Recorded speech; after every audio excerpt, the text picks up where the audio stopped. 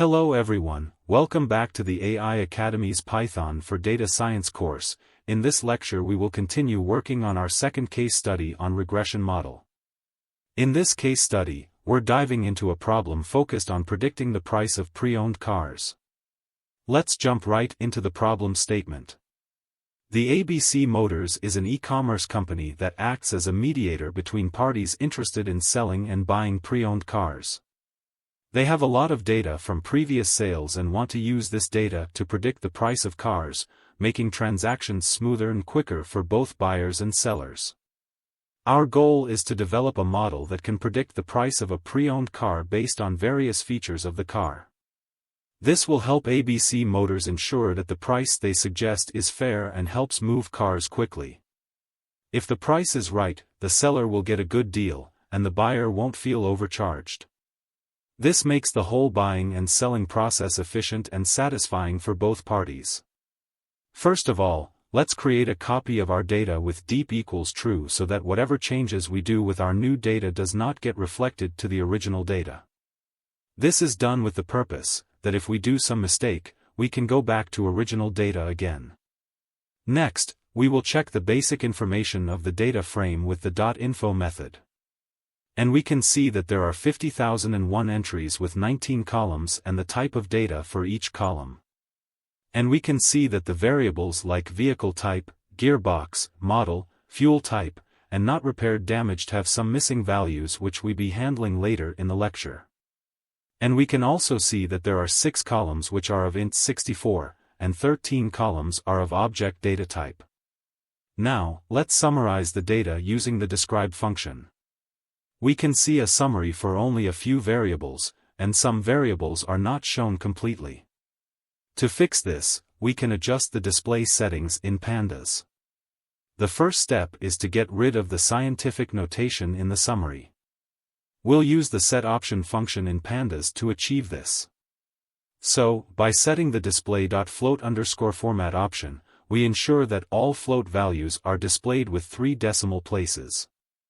This makes the summary easier to read. After setting the option, we run the describe function again to see the changes. Now, all float values in the summary are rounded to 3 decimal places. Now, we can see a complete summary for all columns in the dataset. Let's break down and explain the output of the describe function for the given dataset. This function provides a statistical summary for each numerical column. Here's a detailed explanation of the output for each column. First, let us see the price variable where count of entries is 50,001, the average price of the cars is 6,559.865, standard deviation is 85,818.470. This shows a very high standard deviation, indicating that the prices vary greatly. The minimum price is 0, which indicates some free listings or errors. 25% of the cars have prices less than or equal to 1,150. The median price is 2,950, meaning half of the cars are priced below this value. And 75% of the cars have prices less than or equal to 7,190. The maximum price is extremely high at 12,345,678, which could indicate an outlier or error in the data. The next variable is year of registration, so, there are 50,001 entries for the year of registration. The average registration year is approximately 2005. The standard deviation is 122.992, indicating some variation in the registration years. The minimum value is 1,000, which is likely an error. 25% of the cars were registered before 1999. The median year of registration is 2003. And 75% of the cars were registered before 2008. The maximum year of 9,999 is clearly an error. There are 50,001 entries for the power of the cars. The average power is 116.496 PS. The standard deviation is 230.568, indicating a wide range of power values. The minimum power is 0, which might indicate missing data or errors. 25% of the cars have power less than or equal to 69 PS. The median power is 105 PS. And 75% of the cars have power less than or equal to 150 PS. The maximum power is 19,312 PS, which is likely an error or outlier. For the kilometer variable there are 50,001 entries for the kilometers driven. The average kilometers driven is 125,613.688.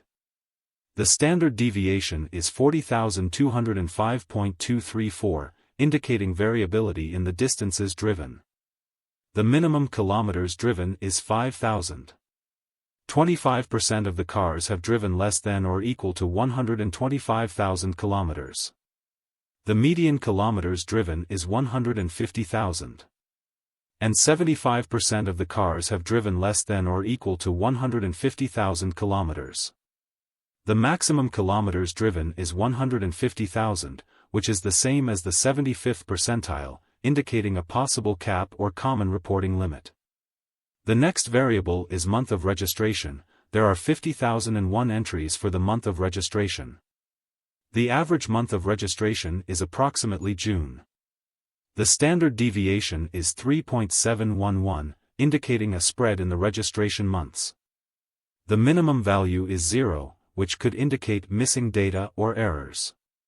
The 25% of the cars were registered by March. The median month of registration is June. And 75% of the cars were registered by September. The maximum month is December. The next variable is postal code. There are 50,001 entries for the postal code. The average postal code value is 50,775.217. The standard deviation is 25,743.702, indicating a wide range of postal codes. The minimum postal code is 1067. 25% of the cars are located in postal codes less than or equal to 30,559. The median postal code is 49,504. And 75% of the cars are located in postal codes less than or equal to 71,404. The maximum postal code is 99,998. So, in summary, for the price variable, the wide range and high standard deviation indicate significant variability, with some extreme outliers. For the year of registration variable, the presence of years like 1000 and 9999 indicate some data quality issues. In the power variable, the data includes unrealistic values like 0 and 19,312, indicating outliers or errors. For the kilometer variable, most cars are within a reasonable range of kilometers driven, though 150,000 is a common upper limit. In the month of registration variable, generally, this seems reasonable, though the presence of 0 might indicate some missing or erroneous data. And in the postal code variable, the wide range is expected, given the geographical distribution of data. This analysis helps in identifying potential data quality issues that need to be addressed before building a predictive model. Next, we will start cleaning up the data, so let's first talk about the month of registration. This column doesn't have any missing values, but you'll notice that the minimum value is 0. Since a registration month of 0 doesn't make sense, we'll need to address this. We'll also be getting rid of the postal code for this analysis. While postal codes can be useful for spatial-based analysis, they won't be relevant for our current case study on predicting the price of pre-owned cars. Of course, you're free to use this variable if you want to explore spatial analysis on your own. Now, let's start by dropping the unwanted columns from our dataset. We have several columns like name, date crawled, date created, postal code, and last seen that we won't be using for our analysis. Let's drop them to simplify our data. Here, we're creating a list of column names that we don't need for our analysis. We use the drop function from pandas to remove these columns from our dataset. The columns parameter specifies which columns to drop, and axis equals 1 indicates that we're dropping columns, not rows. Now you'll see that the number of columns has reduced from 19 to 14, as we've dropped 5 columns. This helps streamline our dataset, making it easier to focus on the variables that matter for our analysis. By cleaning up the dataset in this way, we make it more manageable and ensure that we're only working with relevant information for our predictive model. This is a crucial step in data preprocessing and helps set the stage for accurate and effective analysis. Let us now move on to checking for duplicates in our data frame. The duplicates can twist or change our analysis and lead to inaccurate predictions, so it's important to address them. We'll keep the first occurrence of each duplicate record and remove the rest. So here we are checking for and dropping duplicate records, and now if we check the new number of records. So, when we started, our dataset had 50,001 records. After dropping duplicates, the number of records should decrease. By removing duplicate records, we ensure that our analysis is based on unique data points, leading to more reliable and accurate results in our predictive model. This step is crucial for maintaining data quality and integrity. Now we will look how to handle the missing values. So, first let's compute the number of missing values in each column and decide on the best way to handle them. So, we will use the isNull function to identify missing values and .sum to count the number of missing values in each column. The isNull function marks cells with missing values as true and others as false. By summing these true values, we get the total count of missing values in each column. So, in the output we can see that the vehicle type variable has 5,152 missing values, the gearbox has 2,765 missing values, the model variable has 2,730 missing values, fuel type variable has 4,467 missing values, and the not repaired damage variable has 9,640 missing values. Now, let's focus on the year of registration to understand the distribution of car registrations over the years. We'll identify any unusual values, such as years far in the past or future, which might need cleaning.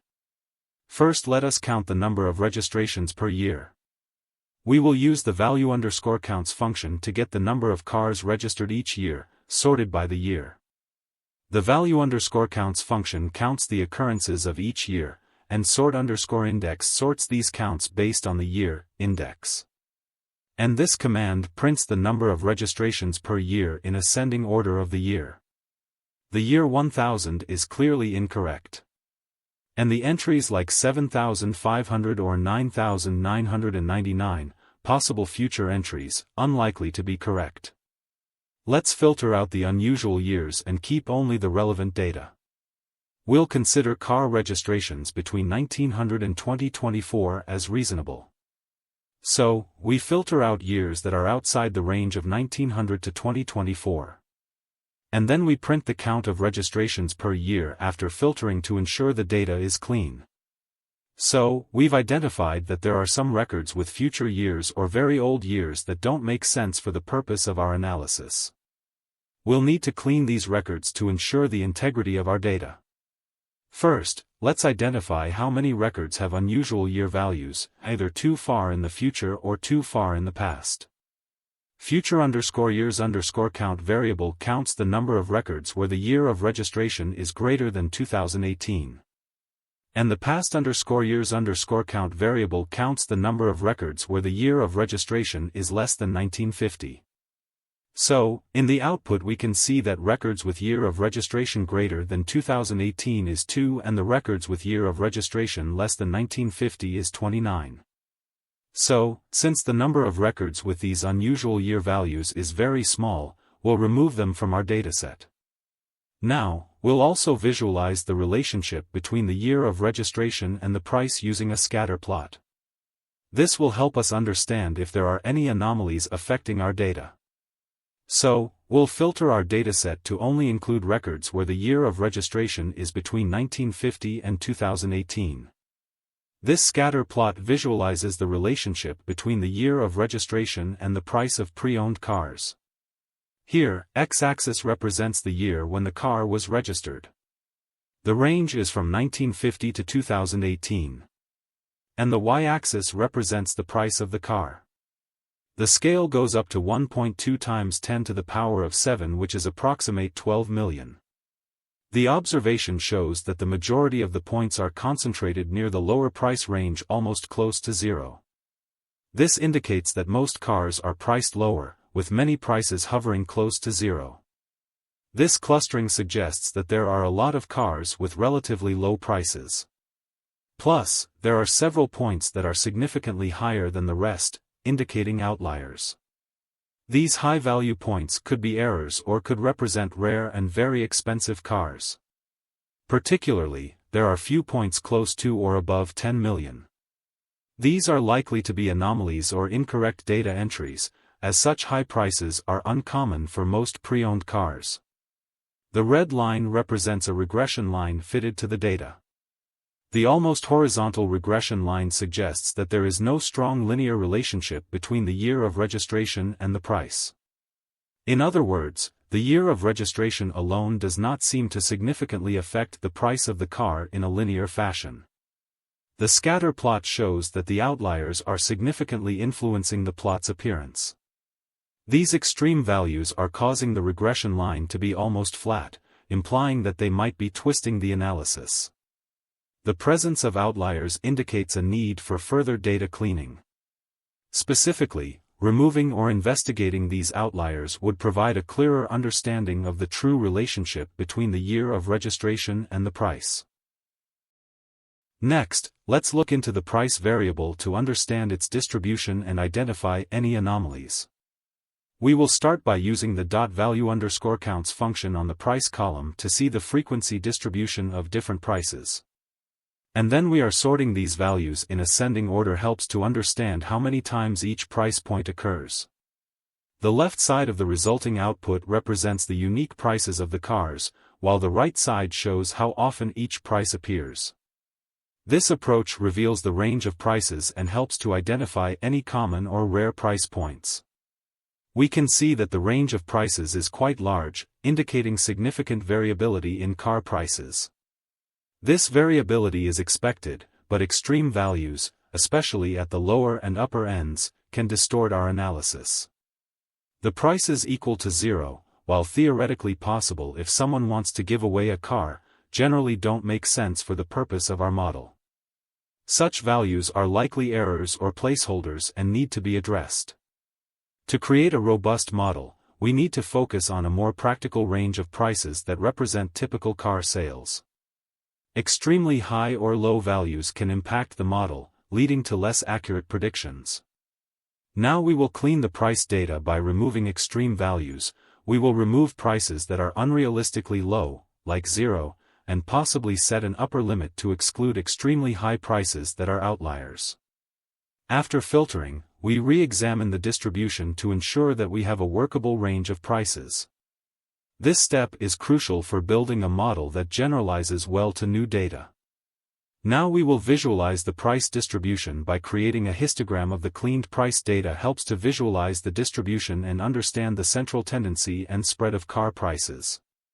By filtering out extreme values in the price column and focusing on a practical range, we ensure that our regression model can make accurate and meaningful predictions. This step is essential to avoid the influence of outliers and anomalies that can distort the analysis. The visualization helps to confirm that the cleaned data set is now more representative of typical car prices, providing a solid foundation for our predictive model. Now we will move on to analyzing and cleaning the power variable for predicting pre-owned car prices. We start by using the .value_counts function on the power column to see the frequency distribution of different power values. And then we will be sorting these values in ascending order. Helps to understand how many times each power value occurs. The left side of the resulting output represents the unique power values of the cars, while the right side shows how often each power value appears. This approach reveals the range of power values and helps to identify any common or rare power points. There are 5,605 records with a power value of 0, which is not realistic for a functioning vehicle. The range includes extreme values like 19,312 horsepower, which is highly unrealistic for typical cars. Then we use a distribution plot to visualize the skewness in the power data. The presence of many zero values distorts the distribution. A high standard deviation also indicates a wide spread in the data. The .describe function helps us see the mean, median, and standard deviation. Despite a mean of 116 and a median of 105, the standard deviation is very high, indicating significant variability. A box plot helps visualize the distribution and identify outliers. Extreme values compress the box, making it difficult to see the central tendency clearly. Next, we will look into the scatter plot for power versus price. To see if power affects the price, we plot a scatter plot. The points are bundled at the lower end, due to many zero values, making it difficult to see any clear relationship. Now we will look into the cleaning of the power data. For that we need a workable range for power variable to remove extreme values and zeros. Based on trial and error and practical considerations, we define the range between 10 and 500. Filtering out unrealistic values ensures that our model focuses on a practical range of power values, leading to better predictions. By filtering out extreme and unrealistic values in the power column, we ensure that our regression model can make accurate and meaningful predictions. This step is crucial to avoid the influence of outliers and anomalies that can distort the analysis. The cleaned data set now represents a practical range of power values, providing a solid foundation for our predictive model. Let us now visualize the cleaned data. After cleaning, we can plot the scatter plot again to see if the relationship between power and price becomes clearer. This ensures that we have a more reliable and interpretable data set to work with for predicting the price of pre-owned cars. With this we will conclude this lecture and we will continue working on the regression case study. In the next lecture we will work on building the model and optimization of the same. We hope that you have found this course informative and interesting. Please hit the like button and subscribe to our channel and stay tuned for upcoming courses. Your support means a lot and motivates us to create more educational resources for you. Stay tuned for the next lecture, where we'll continue our journey through our course Python for Data Science. Thank you for watching and see you again in our next lecture.